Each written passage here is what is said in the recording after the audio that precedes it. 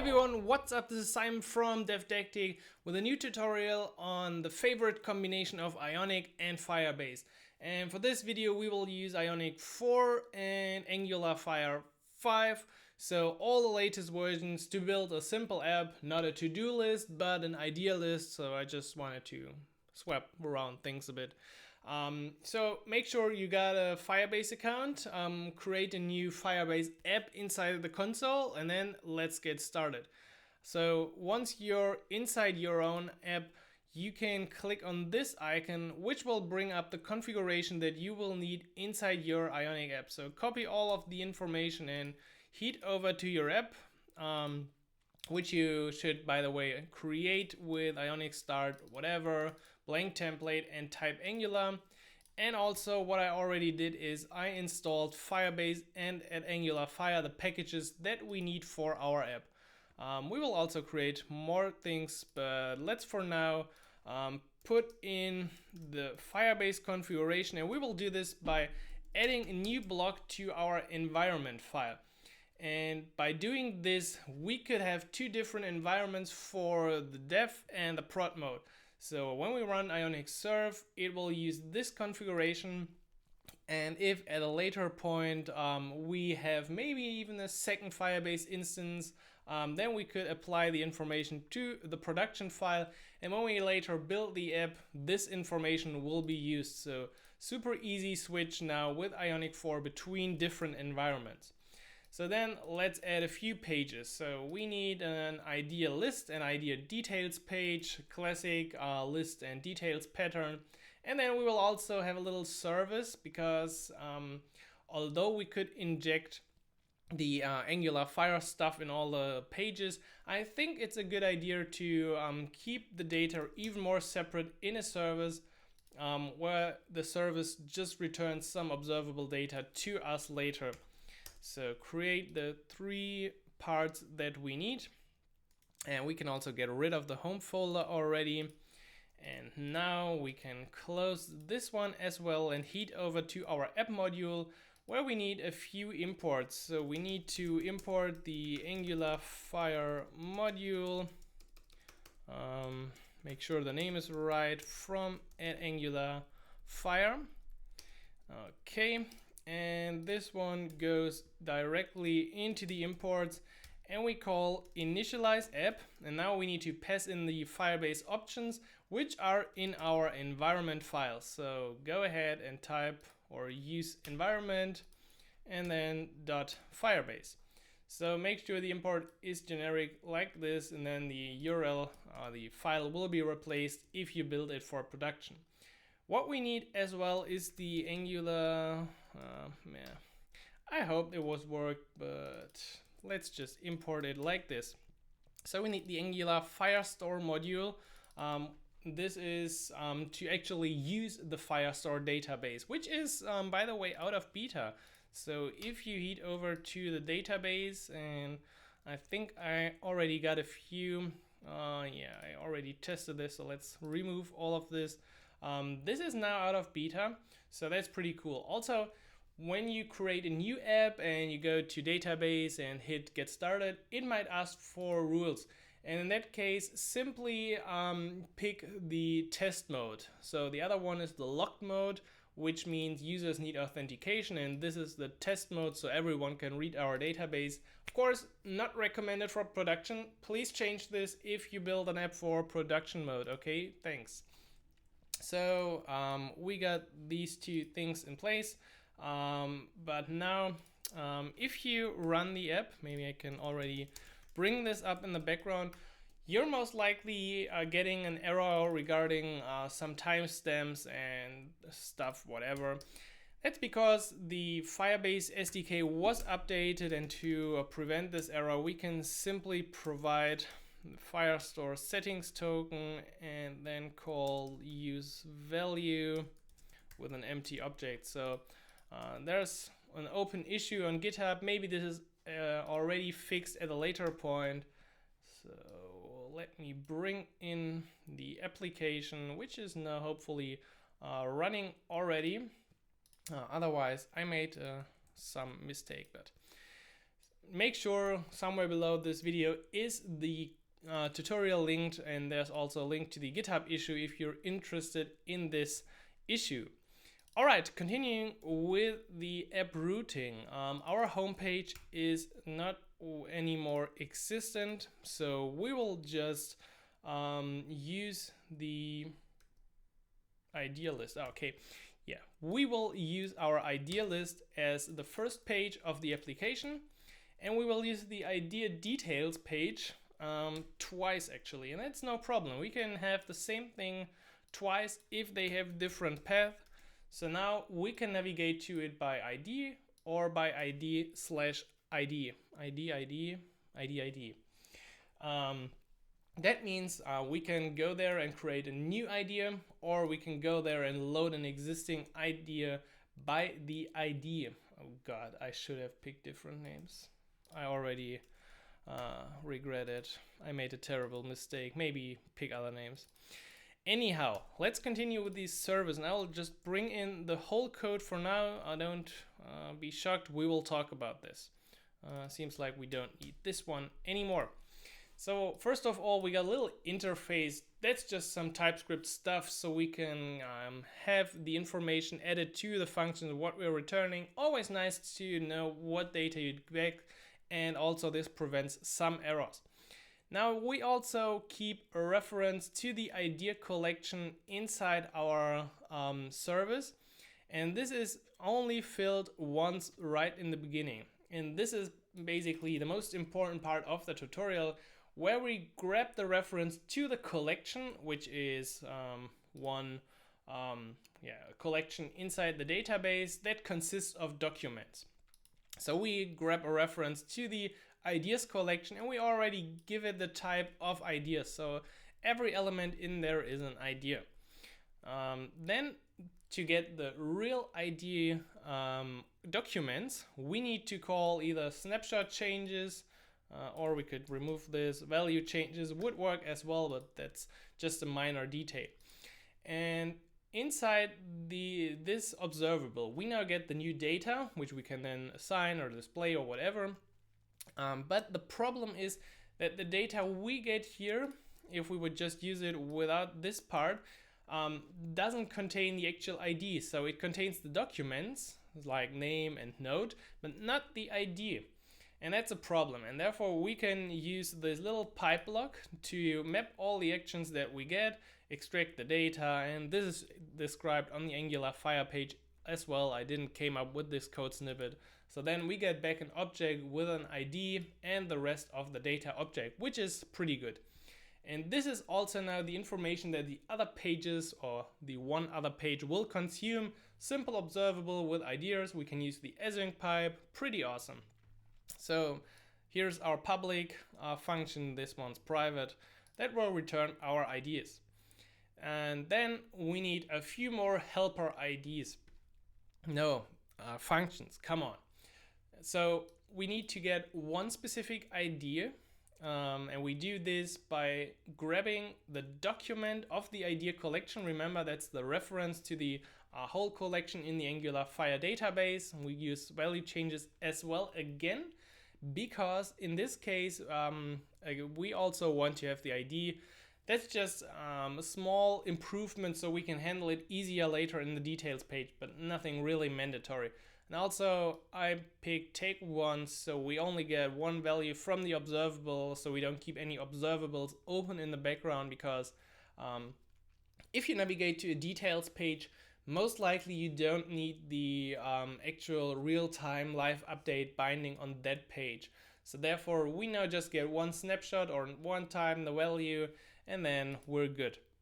Finally, the classic add, update, delete functions, performing the operations on the collection to add an idea, to update one document by its ID inside the collection, and finally to delete one document. So this is pretty easy, but still, if we would have to do all of this again inside the pages, that's not so clean. I think it's a lot cleaner to have all the functionality right in here, and you will see how easy it is now to build the actual rest of the application. I guess, I don't know, until now we were talking for 10 minutes, and now maybe 5 more minutes, and we should be already good to finish. So inside the idea list page, we can now grab all the information by simply saying private ideas, an observable, and if we want to, some typing information as well. Not really needed in here, but it's just nice to have. So then we got, I don't know why this all the time uses auto completion. Would be nice to complete my ideas up front, so but that's not working yet, maybe later. So the idea service, and then all the great functions. We want to get the ideas, we get an observable back, we keep it here. That's everything for the actual class. Now if we head over to the view, we can I think let's remove the padding, and then we need an Ion Fab button to add some information. So let's make this bottom end, and the router link is now to the defined route that we've previously created. So this will open an idea page, and we can start a new idea in there. So these are my ideas. You know, I have to set the title and color all the time. And then we got the Ion list, Ion item, and this will be whatever. So in here, it's now super simple to iterate over all the ideas. So let idea of ideas, and because this one's an observable, we need to use the async pipe, and then the view will handle all the rest for us. Also, besides displaying a little name, we need to open the next page, and we can do this by adding button on the Ion item, which makes it a button basically, and then using the router link. And because we're using the brackets, you already know that we now have to pass an object in, and the object we're gonna construct consists of /idea, and then the idea.id. Come on, whatever. I should talk to myself more often when I develop these tutorials. But now if we hit an Ion item, we will go to this page and also get the ID of the idea. Yeah, at this point I can just laugh about myself anymore about this thing. So let's see, well, there's not much to see because we haven't added any ideas, and get ideas is not a function, which means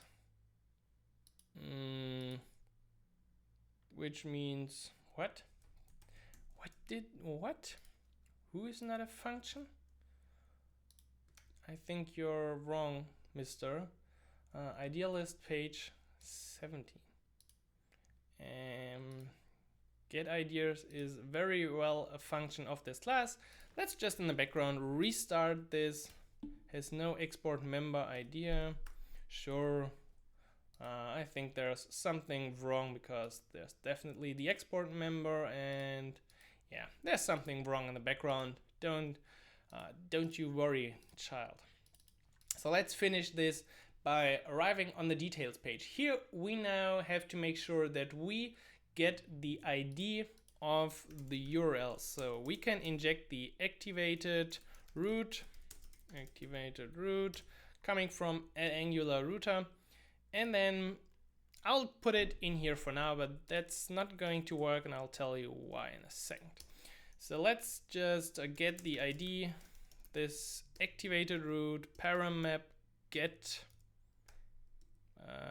no, of course, activated root snapshot paramap. A lot of values in this object, so make sure you get the right ID. And then if there's an ID passed to this page, we should call our service again, the idea service. Maybe it's even easier for native speakers, but for non-native speakers, the difference between idea and ID isn't that easy actually. So I'm sorry for that. I'm just a poor human German being who learns English. So we create the name empty, nodes empty as well. And because we said that the ID is optional, we don't have to define it up front here. So now we're able to use our service and call getIdea for the ID we have passed. If I concentrate, it actually works pretty well. So then we get it back and we can simply assign it to the local idea right here, or the local object, or whatever you are using. Maybe you're using it with to-dos or groceries or whatever. And then we need a few more imports. So a toast controller to display that we've added something, and also the router if we want to navigate back from code. And for this, let me bring in a few functions. So first of all, a little show toast, nothing real special. I think we've talked about this a lot previously. So then first one, to add an idea, we call our service with the current idea object. And once this is finished, we can navigate back to our list and show the toast. And now for delete and update, it's basically the same. So we delete, we go back and show the toast. For update, we maybe stay on the page just to get something a bit different. And then we only need the view anymore. So let's call this details. Make sure that you implement your own back button, or maybe not your own back button, but that you add the Ion back button at least, because otherwise you won't be able to navigate back. So default href, which could be just the empty path, so we can go back to the list we had before. Now inside the Ion content, we just need the two Ion items connected to our idea name and nodes. So that's all we need inside the Ion content. And now we will put the action buttons inside the Ion footer, which actually looks pretty good, I think. So if our ID doesn't have an ID, in that case, we will display just a big green toolbar because we're creating a new idea. So make the color success with a big button to add an idea. If on the other hand, we already got something, then we need two buttons to update and delete all the things. And therefore, we can split up the space by using an Ion row, both of the columns having a size of 6, and then one delete and one update button. And let's hit save on all of this and then take a look at the things we've created in the browser. Maybe we got a little chance to do this side by side. That's something I enjoy a lot with Firebase, watching my data roll in. Please black bar leave. Yes, thanks. So we're on the, okay, we haven't added the Ion toolbar color primary in here. Oh Jesus, we cannot work like this. But you already see we're on that page. We got the blank name nodes is open at the bottom. We got the add idea, and you can even reload this page and go back here. So let's see my first one, epic idea. Let's add this one. It is saved and it appears in the list. I think first time it doesn't really work in here. So let's add a second one, whatever. And now, maybe now the connection is a bit more real time. So we see the first one. And now we also see immediately the second one is added. And if we wouldn't make this map stuff that we did in our service, we would just get this information. But in order to delete or update or just get the details for one, we need those document IDs as well. So let's go to the second one and update this to updated. Let's hit update. Okay, it is updated and immediately changes reflect on the database. Now let's also, yeah, that's good. So now the app is freezed, and I'm actually not completely sure why this happens. So if you navigate forward, backward a few times, maybe a bit faster, this happens. And we're now on the page. We could inspect the page, and actually the app idea details is there, but the opacity is to 0. So the page is displayed, but it's invisible, and therefore we can't do anything anymore. I don't know why this is happening, but in order to prevent this, we can simply change things and do it like this. Ion view will enter, and in the Ion view will enter, we could use this. Maybe we could even have an ID right here. Maybe this could fix some issues with the content. Might be possible, Let's do it like this and see what happens. So otherwise we always get the flash of this green button and then it swaps around if we're on an update. So let's see, maybe this prevents the error. Yeah, looks pretty good to me. So no flash of content at the bottom. We can navigate forth, back, whatever. Update as well. Update things, database is updated. And then let's try to delete. And we see all the things are gone. That's how to implement an Ionic 4 app with Firebase connection. Of course, we've only touched the surface. We just use the Firestore database. There's so much more to Firebase, like user authentication, Firebase storage to host files that you upload, cloud functions, so much more we haven't talked about, but the video is already long enough. So if you want to learn more about Ionic and Firebase, make sure to check out my ionicacademy.com. Link is below in the description. Make sure to hit the like and subscribe button below, and I'll catch you inside the next video.